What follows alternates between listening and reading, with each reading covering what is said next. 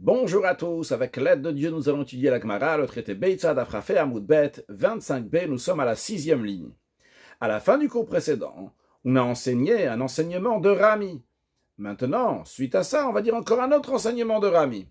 Amar Rami Baraba, il a dit, Chatsuva, cette herbe qui s'appelle Chatsuva, mais Kataragleon Dirshiyaya, elle coupe les pieds des impies. Qu'est-ce que cela veut dire et c'est quoi il Chatsuva? Rashi, la 4e ligne, Chatsuva me kataraglam dirshiyaya. Esev, il s'agit d'une herbe, chez Sharashav Nogdim, que ses racines percent, ve yordin beomek, qui descendent en profondeur tout droit, ve enmid pachet litzdadin klal, et les racines de cette herbe ne s'étendent pas sur les côtés du tout. Ve notim oto, en général, on le plante ben gvule sadot, entre les limites des champs, pour délimiter le champ de Rouven et le champ de Shimon, par exemple. Et d'ailleurs, c'est avec cette herbe-là que Yehoshua, il a délimité la terre pour le peuple juif, pour telle tribu, pour l'autre tribu, qu'est-ce que l'un il va recevoir, qu'est-ce que l'autre il va recevoir. Donc ça, c'est ce qui... Rashi explique, c'est quoi la Chatsuva, c'est quoi cette herbe. Après, Rashi nous dit que justement cette herbe-là, mais Kataragla Reshaim, va couper les pieds des impies, les Yom Adin, le jour du jugement. Car eux, les impies, chez Gozlim Vechosim, ils volent et ils pillent, ou Masigim Gvul, ils prennent donc les limites des autres, Ve'en le Medim Imenu, et ils apprennent pas de la Chatsuva. Les Rechaim, les impies, auraient dû apprendre de cette herbe qui va tout droit et qui va uniquement où ça lui appartient, elle ne va pas ailleurs, ils l'ont pas fait, eh bien ça va, entre guillemets, leur couper les pieds. Après, toujours un enseignement de Rami, que Netia, ici ça fait référence à la Netiat Orla, la plantation d'un nouvel arbre, qu'on n'a pas le droit de profiter de ses fruits les 3 premières années après qu'on a planté l'arbre. Donc on patiente, malgré le fait qu'il y a des bons fruits qui viennent sur sa table, on patiente 3 ans. Eh bien, cette Netia, mais Kataragler de Katsava, elle va couper les pieds des bouchers qui mangent de la viande avant que la viande soit dépouillée, dépecée, pour vérifier qu'il n'y a pas de treifa. C'est-à-dire, bien qu'on avait appris dans le cours précédent qu'il n'y a pas besoin de dépecer l'animal, de le dépouiller, de dépecer pour manger un morceau de viande. On peut prendre directement, comme Rabbi Akiva nous disait, que à l'endroit de la shrita, il peut tout de suite prendre un morceau et le manger. Malgré cela, le fait que cette personne n'a pas attendu qu'on a tout dépouillé, dépecé, et qu'on regarde si peut-être il y a un problème dans cet animal qui ne le rend pas cachère. Il a mangé directement, en général, c'est les bouchers qui sont avec la viande, comme ça, ils mangent, ils grignotent de cette viande-là. Eh bien, le fait qu'ils n'ont pas attendu, si après il s'avère que ce n'était pas cachère, il ne peut pas dire que c'est un cas de force majeure, non. On peut leur considérer comme un shogeg, qu'ils n'ont pas fait exprès, mais en tous les cas, on ne peut pas dire que c'est un cas de force majeure, ils auraient pu attendre, ils auraient pu patienter. Et évidemment, de Boal et Nidot, que cette plante-là, qu'on attend 3 ans, va rendre coupable ceux qui cohabitent avec leur femme lorsqu'elle est nida, qui ne patiente pas, que leur femme va aller au bain rituel et uniquement après avoir une relation avec elle, ils ont une relation avant, eh bien, la netia, la orla, va rendre coupable ces gens-là. Rashi, netia, me kataragleon de katsavaya. Donc, netiat orla, la plantation du jeune arbre de orla. Chez Amra Torah, que la Torah elle dit, les hamtin shalosh shanim d'attendre 3 ans, mais les echol perot, avant de manger les fruits.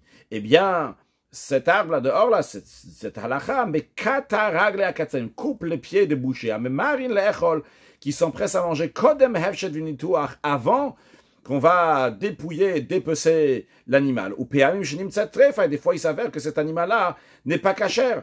Vechen de même des boal et nida, de ceux qui ont rapport avec des femmes qui sont nida, qui ont leurs règles et qui ne sont pas encore partis au migvé, au bain rituel. Shememarim, qui s'empressent d'avoir des relations avec leurs femmes. Ve'inam yecholim le amtin, ils ne peuvent pas attendre à Tchetidbol jusqu'à qu'elle va s'immerger. Eh bien, ils sont coupables et on le déduira, on dira, regarde, la netia, la or, là, on attend 3 ans. Tourmoussa, le tourmous, le lupin, mais kataragleon de sanéon chez l'Israël, coupe les pieds des ennemis des Juifs. Rashi, tourmous, ça fait référence donc à min kitnit, une légumineuse, agoul qui est ronde, qui est min adasha, comme une sorte d'haricot. Verachav kema'aktana, et il est large, la largesse, donc il est rond, mais la largeur est comme une petite pièce. V'umar meod, il est très amer. Mais, atchesholkin oto, jusqu'à qu'on va le faire bouillir sheva pamim 7 fois, et après seulement venase matok vetov, il va être doux et bon, acheye achel, jusqu'à qu'il va être mangé les matamim, en tant que quelque chose qui est très bon, mais qui nous harceau en tant que dessert. Donc Rachid nous dit que ce tourmousse, ces lupins, premièrement, il faut les faire cuire 7 fois pour qu'ils vont être bons, et deuxièmement, on les mange en tant que dessert. Deux points-là, on le verra dans la suite dans quelques lignes. Avant de continuer, voyons donc sur le texte de Rashi, la Gemara qui dit « Mais kater agléon des sonnés Yisraël » va couper les pieds des ennemis du peuple juif. En vérité, il ne s'agit pas ici des ennemis du peuple juif. Malheureusement, il s'agit des juifs eux-mêmes, mais on ne veut pas dire du mal sur les juifs. Donc, il dit « Sonnés Yisraël », les ennemis du peuple juif. Quel est le problème? La Gemara nous dit « Shenem » car il est dit « Va yosifu bnei Yisraël asatara be'ine Hashem » que le bnei Israël, le peuple juif, continuèrent à faire ce qui est mal aux yeux d'Hachem. Et qu'est-ce qu'ils ont fait? Ils ont fait l'idolâtrie. Vayavdu, ils ont adoré, ils ont servi plusieurs idoles. On cite ici 7 idoles. Et à Béalim, donc ceux du Baal, Béalim au pluriel, et Ashtaroth, donc l'idole qui s'appelle Ashtaroth, Vetelo et Aram, et les dieux de Aram, Veteloé de Sidon, et le dieu de Sidon, Veteloé Moab, le dieu de Moab, Veteloé Bnei Ammon, les dieux du peuple de Ammon, Veteloé Plishtim, et les dieux des Philistins. Donc il y a ici 7 avodazara qui sont mentionnés ici. Rashi dit Shiva avodazara behaikra. Il y a 7 avodazara qui sont dans ce verset-là. Ulbasof, à la fin du verset, il y a écrit va yazvot Hashem. Ils ont abandonné Hashem. Quel rapport avec le lupin? Eh bien, Hatur Moussazé, ce lupin, la Achashit Riach Be'alav Sheva Pamim, après qu'il a fatigué, il a fait faire des efforts à son propriétaire du lupin, 7 fois, une fois il a cuit, une deuxième fois, une troisième fois. Après 7 fois, il redevient bien. Ça y est, il est mangeable. Vehen, par contre, eux, le peuple juif, ils ont fatigué, si on peut s'exprimer comme ça, sur le Créateur, sur Akadosh Baruch Hu, pour Aniyot, que Hachem a amené des châtiments parce qu'ils ont fait telle idole, encore une autre, 7 idoles, ou la Achis se le mettre en colère, mais Shivatel avec ces 7-là, ces 7 idoles, et ils sont pas rétractés. Donc, le Tomus, il te dit, il t'apprend, il te dit, regarde, je suis amer, mais au bout de 7 fois, quand même, je deviens doux, je deviens bien avec mon propriétaire, ça y est, enfin, il peut me manger. Et le peuple juif, malheureusement, même après avoir fait 7 fois, 7 sortes d'idoles, eh bien, Hachem les a punis pour cette idole, ils étaient en colère pour cette idole, et malgré cela, eh bien, ils n'ont pas servi à Kadosh Baruch Hu. L'expression du verset, c'est que Vayazvut Hachem, sur le texte d'Agmara, ils ont abandonné Hachem, Velo Avadou, et ils n'ont pas servi. Alors l'Agmara s'interroge sur cette expression qui est répétitive a priori. Mimash, Hashem, Vayazvut Hachem. Du fait qu'ils ont abandonné Hachem, je peux en déduire qu'ils n'ont pas servi Dieu. Et ni Yodéa chez l'Avadou, donc je ne sais pas, je ne peux pas en déduire tout seul, qu'ils n'ont pas servi Dieu vu qu'ils l'ont abandonné. Ou Matalmulom Avadou, pourquoi le verset rajoute après dire qu'ils ont abandonné Hachem? Ils n'ont pas servi Hachem. Ils ont fait des idoles, on a compris, ils ont fait des idoles. Alors ils ont abandonné Hachem. Ils n'ont pas servi Hachem. Alors, la réponse à ça, Maï. Amara Rabbi Elazar a dit, Amara Kadosh Baruch Hu a dit, Afilu katurmus azeh, même comme ce tourmous, ce lupin, chez Sholtim Otoshev Pamim, qu'on fait bouillir 7 fois, que finalement on le mange comme un dessert, Lo Asaoni Banaï, mes enfants ne m'ont même pas considéré comme ça. Qu'est-ce que ça veut dire? D'après cette deuxième explication, qui n'est pas la même que la précédente, la première explication, c'était que le peuple juif est considéré comme des mauvais lupins, que les lupins, au moins, après qu'on les a cuits 7 fois, ils sont mangeables. Et eux, même après qu'on les a punis 7 fois, ils sont toujours pas mangeables dans le sens qu'ils vont pas servir Hachem. Ici, le lupin, c'est une image sur Akadosh Baruch Hu, sur Dieu. Comment ça? Voyons Rashi. Maïvelo Avado, qu'est-ce que ça veut dire qu'ils l'ont pas servi? Lachon Kabbalah, ici, c'est l'expression de plainte. Shokovel Alem, Dieu se plaint sur le peuple juif. Higdi Chouni, ils m'ont fait bouillir. Viknitouni, ils m'ont provoqué Sheva Peamim, 7 fois, qui bichou la tourmous, comme on fait cuire le lupin. Va après kolzot, malgré tout ça, après tout ça, l'oner shafti benem, je ne suis pas considéré à leurs yeux, ils auraient dû me considérer quand même au moins comme un dessert. Ok, ils ont servi 7 autres dieux, mais au moins que finalement, ils vont servir le vrai Dieu, même en tant que dessert, en tant que quelque chose, une certaine considération. Et même ça, il n'y a pas eu. C'est la raison pour laquelle, qu'après qu'on dit qu'ils ont abandonné Hachem, on dit pas ça, ils ont abandonné Hachem, on dit Velo Avadou, ils n'ont même pas servi. Au moins qu'ils fassent quelque chose pour Hachem après tout ça. Et Hachem, il se plaint que même ça, le peuple juif n'a pas fait envers lui. Vu qu'on a parlé du peuple juif, la Gemara maintenant nous dit Tana Mishven de Rabbi Meir. On a enseigné dans une braïta au nom de Rabbi Meir. Mipneman, Nitna Torah le Yisraël. Pourquoi la Torah a été donnée au peuple juif? Mipne Shen Azin, parce qu'ils sont durs à se soumettre, comme Rashi nous dit Shen Azin. Nitna Laim Torah. Et donc, le fait que Hachem leur a donné la Torah, chez Yaskuba, ils vont étudier la Torah. La Torah va affaiblir la force du peuple juif, ou Machnet, Liba va faire que le cœur du juif va être soumis à Kadosh Baruch Hu. Tana de Rabbi Ishmael, ça a été enseigné dans une braïta, dans la yeshiva de Rabbi Ishmael, sur le verset Mimino Eshdat Lamo, de sa main droite, donc la main droite de Dieu, il leur a donné au peuple juif une loi de feu. Amar HaKadosh Baruch Hu. Alors, l'explication, ça c'est le verset, l'explication de la yeshiva de Rabbi Ishmael, dans leur braïta, c'est que HaKadosh Baruch Hu, il a dit, Re'uin halalu, ceci, cela, les juifs méritent, Shetinaten lahem dat esh, qu'on va leur donner une loi de feu. Rashi, il n'y a pas de Rashi, donc c'est une loi de feu qui est donnée au peuple juif. Ikade Amre, il y en a qui citent une autre version dans cette braïta, que Dieu, il a dit, Datem shel elu esh, la nature, le comportement de cela du peuple juif, c'est du feu. C'est d'après la première explication dans le Tana de Rabbi Ishmael, dans la braïta, c'est que Hachem, il a donné une loi de feu au peuple juif. Mais d'après la deuxième explication, c'est pas que Dieu il a donné une loi de feu au peuple juif. C'est que Dieu il a dit, ces juifs-là, ils ont une loi de feu. Dans quel sens une loi? Pas dans le sens de loi, mais dans le sens de coutume. Leur comportement, leur nature, c'est une nature de feu. Sheilmal nitna Torah l'Israël. Car si la Torah n'avait pas été donnée à la nation d'Israël, en kol umma velashon yicholim lamod bifnem. Aucune nation, aucune langue ne pourrait leur résister si le peuple juif avait décidé de faire la conquête du monde, la conquête des nations. À la place d'étudier la Torah, eh bien, personne n'aurait pu tenir devant eux, tellement qu'ils sont forts, ils ont une nature donc qui est comme celle du feu. Ve'ainu da'amar Rabbi Shimon ben Lakish. Et ça correspond à ce que l'enseignement de Rabbi Shimon ben Lakish, de Resh Lakish, qui a dit que Shlosha Azinen, il y en a trois qui sont durs dans le sens comme Rashi nous dit, d'abord l'autre Rashi on aurait dû faire avant, Datem shel elu, minagam shel elu, que la coutume, leur comportement de cela, Esh, c'est du feu, Shem Azim Kaesh, car ils sont durs comme du feu. Mimino Esh Datlamo, Mimino Natalem Torah, de sa droite, il leur a donné la Torah, chez Esh Datlamo. Donc ça c'est la première explication, je ne sais pas pourquoi dans Rashi, ça vient en tant que deuxième explication, parce que peut-être que Rashi il avait une autre version. En tous les cas, il y a beaucoup de versets donc, qui sont manquants dans lesquels il n'y a pas écrit qui a donné à qui et pourquoi il a donné. Mais en tous les cas, dans cette explication, qui est la première explication des paroles de Tana de Rabbi Ishmael, de sa droite, Hachem lui aura donné donc une loi de feu. Et la deuxième explication qui était dans Rashi, c'est donc la première, Datem Shelelu, que le comportement de ces juifs-là est comme du feu. Et ce correspond qu'on est en train d'apprendre maintenant, que Resh Lakish est en train de dire qu'il y en a trois qui sont durs. Dans quel sens ils sont durs? Rashi, Azim, Kashim, les Natsach, ils sont durs à vaincre. C'est lesquels? Bien qu'ils n'ont pas une force particulière, mais ils sont durs à vaincre parce qu'ils sont têtus, ils tiennent fort à ce qu'ils ont. Kelev, le chien Bachayot parmi les bêtes sauvages. Tarnegol, le coq Baofot parmi les volatiles. Veyeshom, il y en a qui rajoutent. Afez Babahem la chèvre, la chèvre parmi donc le petit bétail. Veyeshom, il y en a qui rajoutent aussi.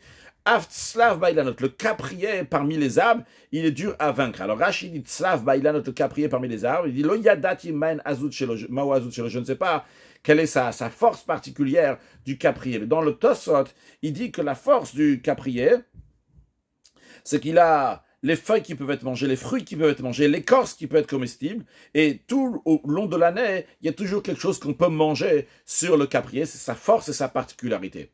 Donc, en tous les cas, on a vu que le peuple juif, il a une particularité, il a donc une force particulière à Kadosh Baruch Hu, on lui donne la Torah pour qu'il va se soumettre et faire les bonnes choses. Maintenant, on revient à la Mishnah qu'on avait vue dans Daf Chafé Amoud Aleph. À la fin de la Mishnah, on avait dit que lorsque quelqu'un il fait la shrita d'un animal pendant le jour de Yom Tov, si la shrita a été faite dans le champ, shrata bassad et loyevien abemot, il ne faut pas qu'il l'amène sur une perche ou sur une civière, de manière que donc c'est un zilzoul, c'est un mépris, c'est pas respectueux, c'est pas dans l'esprit de Yom Tov. Alors, suite à cela, Tanura Banan, les sages enseignent dans une braïta, un aveugle ne doit pas sortir avec sa canne pendant Yom Tov, parce que c'est lié au jour de semaine, c'est pas respectueux pour Yom Tov, c'est pas quelqu'un qui peut pas marcher sans ça, c'est juste pour son confort. Parce que c'est un comportement profane. Et il y a une bassesse de Yom Tov, c'est pas dans l'esprit de Yom Tov. De même, la Braïta nous dit, un berger ne peut pas sortir avec sa besace, avec son sac. Encore une troisième chose, la Braïta nous dit que et on n'a pas le droit de faire sortir quelqu'un en le portant sur une chaise, Echada ish ve'echada isha, que ce soit un homme ou que ce soit une femme, on n'a pas le droit de faire ça pendant Yom Tov. Rashi ve'nyotzim bekise, il s'agit pas juste d'une chaise, mais dans le sens chez Toanimotam ben Adam, une chaise qui est portée par des êtres humains. Vem yoshev bekatedra, ils sont assis dans une chaise de prince, de quelqu'un d'important, donc on porte comme ça sur les mains, et lui, il est dans la chaise, on n'a pas le droit de faire ça pendant Yom Tov. La Gemara s'interroge sur ça, il dit, Ini, ah bon, c'est juste ce qu'on vient de dire, pourtant. Vers Shala, Rabbi Yaakov Baridi a envoyé le constat suivant, nous disant que il y avait un homme âgé dans notre quartier, il sortait pendant Yom Tov, sur son siège pliant, il faisait porter dans les rues cette personne âgée. Ils sont allés demander à Rabbi Yeshua ben Levi est-ce que c'était autorisé ou pas. Ve'amar, Rabbi Yeshua ben Levi a dit que si le public a besoin de lui, mutar, c'est permis. Donc, on voit ici que Rabbi Yeshua ben Levi a permis qu'on prenne cette personne âgée, la faire sortir dans la rue, même pendant Yom Tov. Rashi nous dit biglutki, certains mots donc en vieux français. Rabbi Yeshua ben Levi a dit si on a besoin de lui, les Bet Hamidrash par exemple, au Bet Hamidrash, ils ont besoin de cette personne âgée, l'idrasha, pour qu'il va faire une drasha interprétée, donc dire des paroles de Torah, on a le droit de le moutar, c'est permis, le otsi au beau, de le faire sortir, mi beto de sa maison, le Bet Hamidrash, au Bet Hamidrash. Donc, Ve'amar, c'est très bien, Ve'samchou rabotenu, et nos sages sont allés encore plus loin de s'appuyer sur les paroles d'Ivrei Achishakia, les paroles de maître, donc de Achishakia, de Amar qui a dit, Anna, moi, pictele Ravuna, j'ai fait sortir Ravuna, mais Hine le Chile, d'un endroit qui s'appelle Hine, un autre endroit qui s'appelle Chile, ou Chile le Hine, d'un endroit qui s'appelle Chile, Hine, pour le faire le retour. Ou une fois dans son sens, une fois dans l'autre sens. Rashi nous dit, Apicte, je l'ai fait sortir Bekisse, donc c'est pas juste il a fait sortir Ravuna, mais c'est qu'il a fait sortir sur cette chaise-là. Mais il Rashi nous dit que c'est des endroits qui sont proches. Il n'y a pas l'interdiction de Troum de Shabbat, de Yom Tov entre les deux, parce qu'une fois que la ville elle est finie, on n'a pas le droit de marcher plus que 2000 coudées, qui correspond environ à 1 km. Et donc il n'y a pas le problème de Troum Shabbat entre les deux, puisqu'il n'y a pas de Troum, on peut passer d'une ville à une autre pendant Shabbat ou pendant Yom Tov. Ici, donc il a porté, pendant Yom Tov, on a le droit de porter, mais il a porté sur une chaise, Avuna. Ve'amar Rav Nachman bar Yitzchak qu'il a dit que Anna, moi, pique le bar Shmuel, j'ai fait sortir Met Shmuel, donc je l'ai déplacé, Mishimsha et tout là, du soleil à l'ombre, c'est-à-dire que pendant la période d'été, lorsque le soleil arrivait quelque part, alors il fallait le porter et l'amener à l'ombre, ou Mitula les Shimsha, et quand c'était en période d'hiver, il fallait le prendre donc de l'ombre et le mettre au soleil pour qu'il continue à rester au soleil pendant l'hiver, donc il faisait ça même pendant Yom Tov, il prenait donc sur une chaise, donc on voit clairement que c'est permis de transporter quelqu'un sur un siège, qui est contradictoire à ce que la Braïta l'a dit avant. Alors, comme les commentaires expliquent, qu'on a compris, donc on est parti encore plus loin que ce que Rabbi Yeshua ben Levi, pas seulement si on a besoin du public, même si on n'a pas besoin, si le public n'a pas besoin de lui, on a le droit quand même de le porter. Sur ça, la Gemara répond non, tu te trompes. Ce qu'on a dit ici, qu'on portait Ravuna de Hini à Chile, qu'on portait Shmuel, donc du soleil à l'ombre, etc. Hatam kedamartama, là-bas, c'est comme Rabbi Yeshua ben Levi l'a dit, à propos de la question que Rav Yaakov Baridi lui a dit, est-ce qu'on a le droit de prendre cette personne âgée, donc sur son siège pliant, est-ce qu'on a le droit de le faire? Eh bien, que si le public avait besoin de lui, Mouta c'est permis. Donc Ravuna, c'était quelqu'un que le public avait besoin de lui, Shmuel, quelqu'un que le public avait besoin de lui. C'est la raison pour laquelle qu'on avait le droit de le porter. Donc ça ne contredit pas ce qui est écrit dans la Braïta qu'on a appris, qu'on n'a pas le droit de faire sortir quelqu'un sur une chaise, comme ça en le portant sur une chaise, parce que quand c'est quelqu'un qu'on a besoin de lui, on a le droit de le porter sur une chaise. Maintenant, toujours dans l'esprit de ce qu'on vient de parler, Amar le Rav Nachman le Chama Barada, Shliach Tzion, Rav Nachman, il a dit à Chama Barada, qui était un messager de Tzion. Qu'est-ce que ça veut dire qu'il était un messager de Tzion? Rashi, Shliach, le Chama Barada, car c'est comme ça son nom, Shliach Tzion, Ragil Aya, il avait l'habitude d'alot Yerushalayim, de monter, d'aller en Eretz Israël, à Yerushalayim, donc il allait souvent à Yerushalayim. Donc Rav Nachman lui a dit, Kisalkat le Hatam, lorsque tu vas monter là-bas en Eretz Israël, Akif, fais s'il te plaît un détour pour moi, Vézil et va à Sulma Detzor, sur les marches du mont de Tyr. Et là-bas, Vézil le gaba de Rabbi Yaakov Baridi, et va chez Rabbi Yaakov Baridi, il habite là-bas, ou Be'emine, demande-lui la question suivante, demande-lui qui c'est, en ce qui concerne la chaise qu'on porte quelqu'un dessus pendant Yom Tov. Man ma'atunbe, qu'est-ce que vous en pensez? Qu'est-ce que votre opinion à ce sujet? Comme Rashi nous dit, Akif, donc la demande de Rav Nachman, Acham a été de Harbe Bishvil et Taderer, fais un peu plus long ton chemin. Les hakifar, donc fais le détour de la montagne. Veler der sula malot arshel tsur, et va à travers l'échelle, donc c'est les marches de la montagne de Tyr, chez Sham Yoshev Rabbi Yaakov Baridi, que là-bas habite Rabbi Yaakov Baridi. Et demande-lui, ma atunbe, ma atem omrimbo, qu'est-ce que vous en dites de cette chaise pendant Yom Tov, parce qu'on a le droit de mettre quelqu'un dessus, et la porter pendant Yom Tov. Alors, à des Azalat, en entre-temps, jusqu'à que Chama Barada, donc Shliach Tzion, il est arrivé là-bas à Tsur Atir. Nach nafshe de Rabbi Yaakov Baridi. Rabbi Yaakov Baridi est décédé. Donc, Chama Bar, comment il s'appelle? Chama Barada ne pouvait pas lui demander la question. Rashi nous dit qu'il sali kelom akimat à Eretz Israël, lorsqu'il arrive en Eretz Israël, une fois qu'il est passé Tsur, eh bien, Rabbi Yaakov Baridi avait déjà quitté ce monde. Donc, Chisalik, lorsqu'il est arrivé en Eretz Israël, Rabbi Zira, Rabbi Zrika, pardon, il a trouvé Rabbi Zrika. Amarle, il lui a demandé, quelle est votre opinion concernant le transport d'une personne sur un siège? Amarle, Rabbi Zrika lui a répondu, Hachi Amar Rabbi Am, et ainsi Rabbi Am il a dit, ou Bilvad, chez le Ikatef. C'est permis à condition de ne pas épauler la chaise.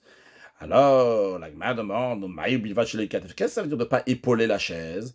Amar Rav Yosef Berede Rava, Rav Yosef fils de Rava, il a répondu, il a dit Ba'alun qui s'assit d'un siège posé sur les épaules. Rashi Alun qui, Shniva Lishbelaz, un certain mot en français, Shenoten Zro al Katef Chavero va Chavero al Ktefo. C'est-à-dire, voilà, je suis ici, il y a mon ami en face de moi, moi je me mets deux mains sur les épaules de celui qui est en face de moi. Celui qui est en face de moi, il met ses deux mains sur mes épaules. Donc comme ça, il y a un soutien qui est assez fort. Et dessus, donc les quatre bras, ces quatre bras sont sur les épaules.